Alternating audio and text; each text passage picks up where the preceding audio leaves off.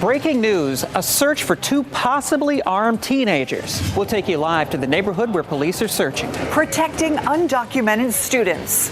WRAL obtains new guidance on how Wake County schools should handle new immigration policies and why one local group is upset with their response.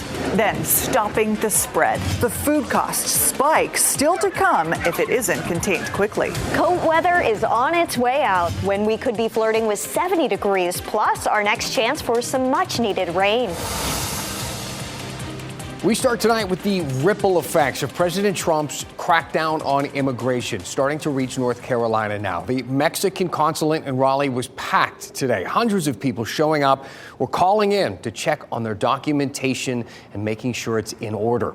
Thank you for joining us. I'm Dan Haggerty. And I'm Ashley Rowe. The new administration's policies have also reached Wake County schools. Today, the district sending out guidance to its principals. WRAL's Aaron Thomas joining us now live at Athens Drive High School. Aaron, schools are no longer protected from immigration enforcement. So walk us through the guidance that the district passed down today.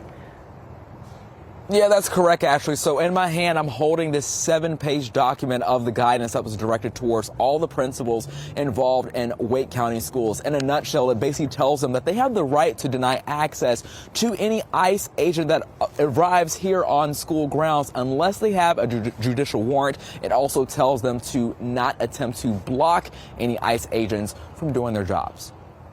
Do students have any protections?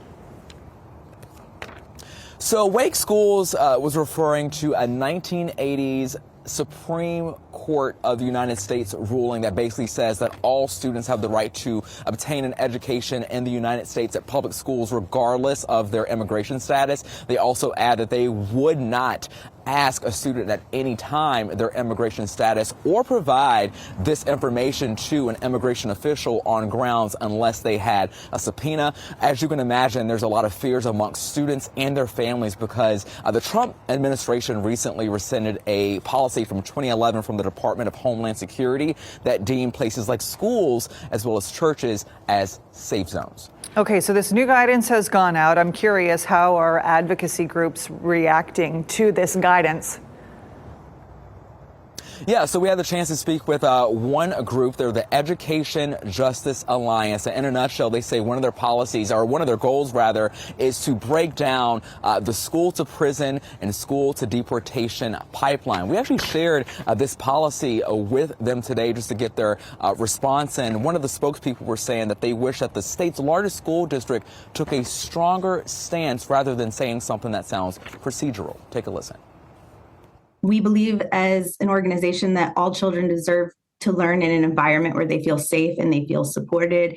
And a failure to make that explicit sends a message to undocumented students and their families that they are not a priority. And that's simply unacceptable.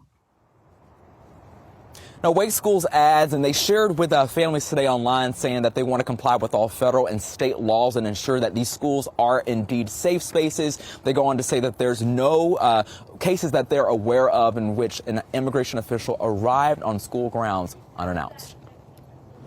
Aaron, this is going to be something that we continue to follow, no doubt. Thank you.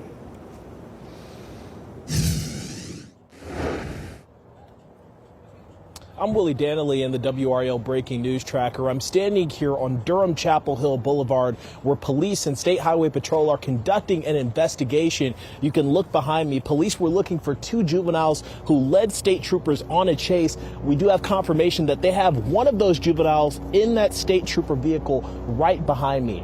Take a look at this video that we captured here when we got to the scene, and you can see just how large a response it was. There are around 15 or 16 state troopers and Durham police vehicles. According to Durham police, they were looking for a 14 and 15-year-old who were seen in a black Infiniti. Those teenagers led troopers on a chase. They also fired some shots at that deputy while they were being chased. They ended up leaving that vehicle and escaping officers, but they were located again in another vehicle where they again set off on foot, leading officers on a chase around this whole area. There are Durham police and State Highway Patrol stationed around the area looking for the remaining finding one of those teenage boys. We have reached out to Durham police to learn more information about why they were being chased in the first place and how they got a hold of that vehicle, since neither the 14 or the 15-year-old are old enough to drive. We're going to get those answers and keep you updated with what we find out. In Durham, Willie Danley, WRAL News. All right, Willie, thank you. So it's been a pretty busy day in the news for our area. We want to take some time and walk you through some of the other big headlines. So here are the 5 things you should know right now. Today, Raleigh police released an initial report on the shooting that left one man and a suspect dead and a police officer in the hospital. It says that Antonio Rodriguez forced his way into his ex-wife's home and used a taser on her boyfriend, John Rowe. Rodriguez later shot Rowe, firing his gun 19 times. Raleigh police officers fired back 43 times. Wake County District Attorney Lauren Freeman's office will review the case to make sure the use of force was necessary. The man accused of pulling a gun on a bagel shop employee at UNC Chapel Hill will spend 4 months in jail. 28-year-old Michael Harris was sentenced today after pleading guilty to charges against him. This all happened in September of 2023. It was just 2 weeks after a UNC professor was shot and killed on campus. Harris will also have to participate in a restorative justice program. Holly Hill Children's Hospital is taking new patients again. 2 weeks ago, the hospital paused admissions right around the same time the state started an investigation there. WRAL Investigates has reported extensively on concerns there over patient treatment, violations of care, and even fights among patients. The deal to bring North Carolina its first major children's hospital is official. Duke and UNC are bringing it to the Triangle. North Carolina Children's will have 500 beds. A location hasn't been announced yet, though. $320 million in state funding will help pay for it. The hospital will also create thousands of jobs. Construction starts in 2027. The old Kmart on Western Boulevard could soon have new life. A real estate agency paid $14 million for the property. No specifics yet, but they do plan to turn it into a retail, hospitality, and entertainment space. They say the first step is renovating the parking lot and the building facade. Bird flu affecting another farm here in North Carolina, this time in Sampson County at a commercial turkey farm. WRAL's Brett Nees explains what's being done to contain the virus and how it could affect you at the grocery store. Bird flu continues to spread through North Carolina farms, affecting prices at the grocery store. A Sampson County commercial turkey farm reported their outbreak last Friday. On Sunday, it euthanized around 1,800 turkeys to contain the spread of the virus. This virus has been really spreading very aggressively in poultry and other domestic birds, wild birds as well. And so the national strategy is to try to kind of stamp it out to the point where it's not going to spread and affect other birds. This is the second bird flu outbreak in North Carolina already in 2025. North Carolina State veterinarian Michael Martin tells me the risk for the public getting bird flu remains very low. There's been no evidence that this virus has ever been transmitted to people via food. So consumption of a food product, either egg or milk or meat, has not led to a human infection to date. And we hope it stays that way. We've already seen a dramatic increase in the cost of eggs at grocery stores. But if more and more farms experience bird flu outbreaks and have to destroy their flocks, other poultry items could also rise. And obviously, when there is a reduction in supply, demand-supply equation kind of kicks in, and more people want that product, but there's less of it available, and therefore the prices go up. UNC Professor of Operations Jay Swaminathan says another reason prices will go up because of an outbreak like bird flu is the cost to contain it. Safety measures to be done, inspections to be increased. That also adds up to the cost structure. Brett Nees, WRAL News. Let's go in depth tonight into the mountain of executive orders President Trump has passed over the last 2 weeks. A rule focusing on PFAS, though, is especially important. The cancer-causing chemical in North Carolina drinking water, it is gone. We're going to talk about why and what it could mean for your water bill. Kat? And we reached 60 degrees for the first time this year in the area today, but we're about to get even warmer. I'll let you know when we reach 70 and why you may want to hold off on outdoor plans that day coming up.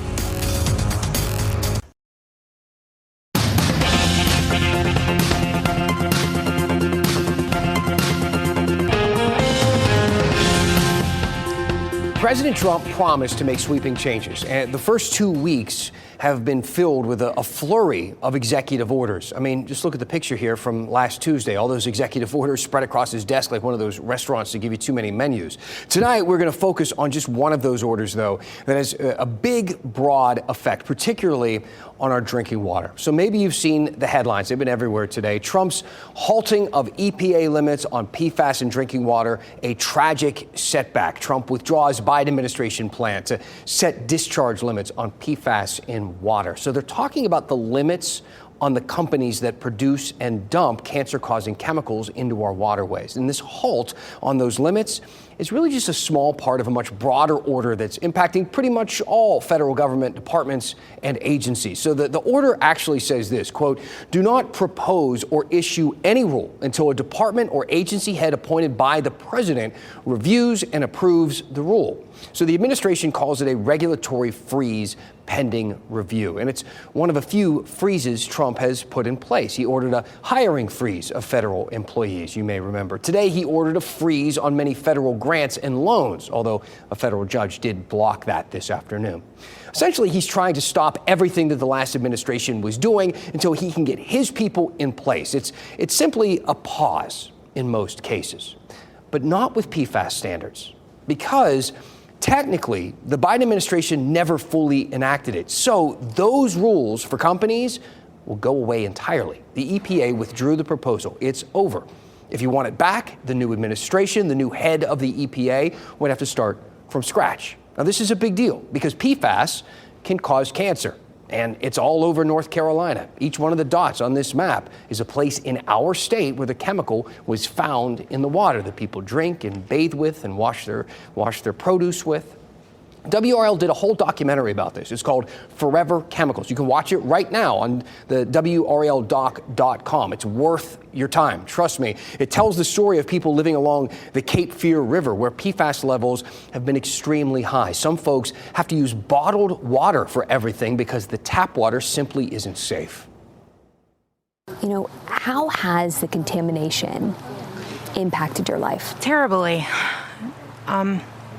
I have cancer. My dog has cancer. My doctors in Duke actually told me if I drank out the tap, it would make my cancer worse than what it is right now.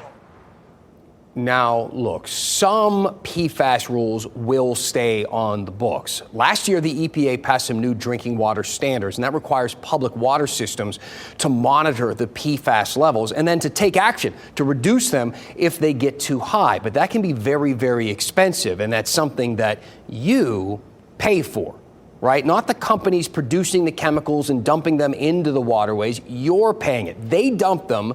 You pay to clean them up. I spoke to WRAL climate change reporter Liz McLaughlin, who helped put together the documentary Forever Chemicals. Give me an idea of what is on pause and what is still happening when it comes to PFAS in our water. It is a little bit confusing. So these forever chemicals, PFAS, during the Biden administration, the EPA passed a rule that would require utilities to limit the amount of these chemicals that are in our drinking water. That's a good thing, right? We're going to have safer water coming to our tap, especially in this state where we've seen really high levels of it in some communities. Now, what Trump did with his executive order was to roll back a proposed rule that was not yet in effect or even published, but that would have discharge limits for companies on what they could put in the drinking water. So what we're kind of talking about here is stopping it at the source versus stopping it from getting into our bodies as residents. Given this decision and what it might mean for the future, what could this mean for people's water bills? So we've already seen Wilmington, these downstream communities, have to invest hundreds of millions of dollars into these really fancy filter systems.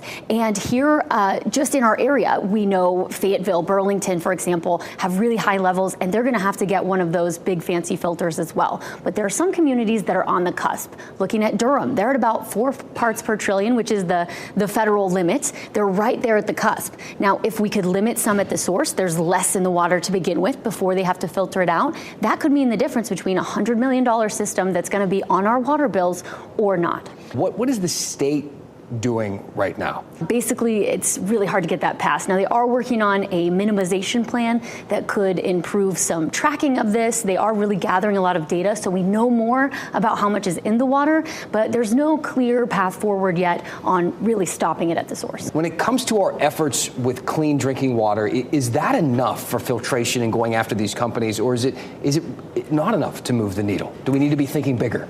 It just is a really big mess, right? Because it's so ubiquitous. It's in our fast food wrappers, it's in cosmetics, like you said, it's in rain jackets and things, toilet paper, it's all over the map. So that really is part of it. But industrial discharges, a lot of the research about exposure is in our drinking water. And companies putting this water, these chemicals into our drinking water, into the Cape Fear River Basin, as we've seen here, really leads to spiked exposure levels beyond what you might normally get from normal interaction. But there may need to be more steps. You got to start somewhere. All right, Liz, thank you. Okay. All right, so what are the possible consequences now of withdrawing this rule? Well, companies will most likely delay their plans to limit the amount of PFAS that they dump into the environment. They're going to wait until the new administration tells them what they have to do.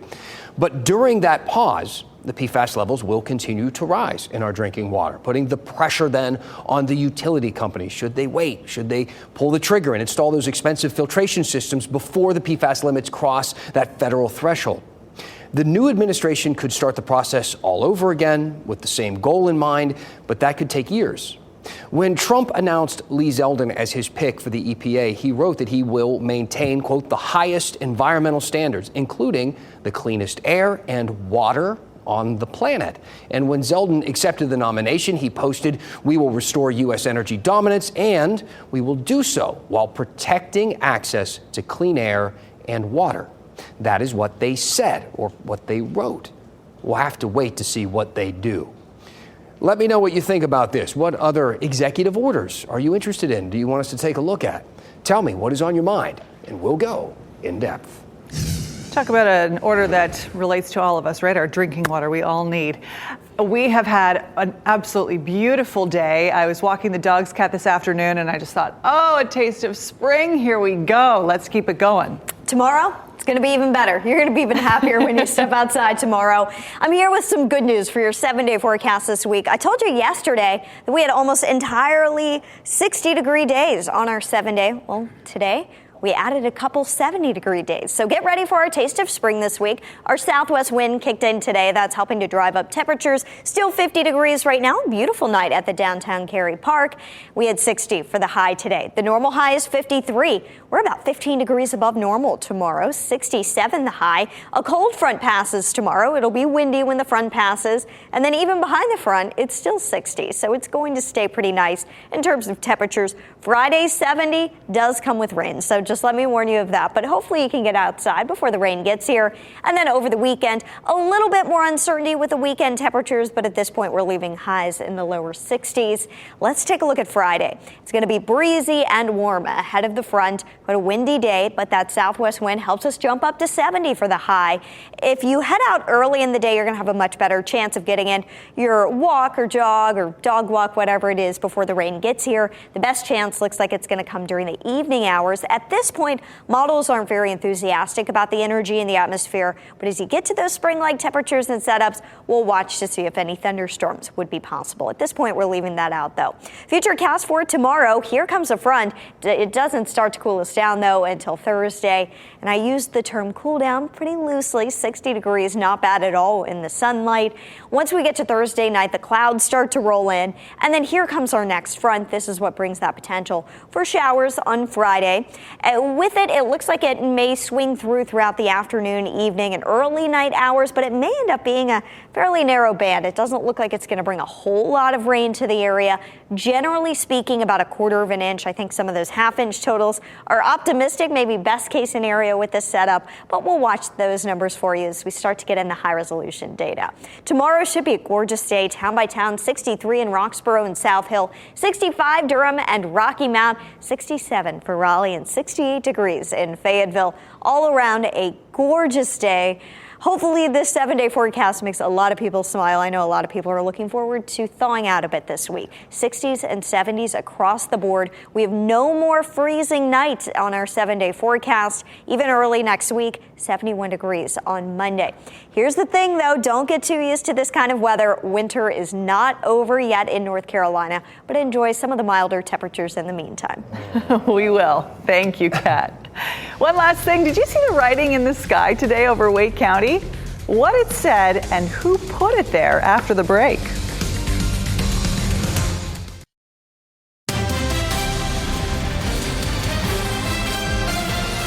Our one last thing tonight. Did you see the writing in the sky in Raleigh this morning? I didn't know they were still doing this kind of thing. I know. This is cool. It was right outside the WRAL studio this morning. It says #Paradise Hulu. Okay, so we got some pictures of you and Apex sent this in.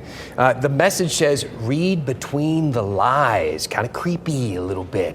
You start to think to yourself, who would hire a plane to say that to me in the sky? Turns out, though, part of an ad for a new TV show. Yes, it's the series premiere of Paradise. It happened this week, and now it's available to stream on Hulu.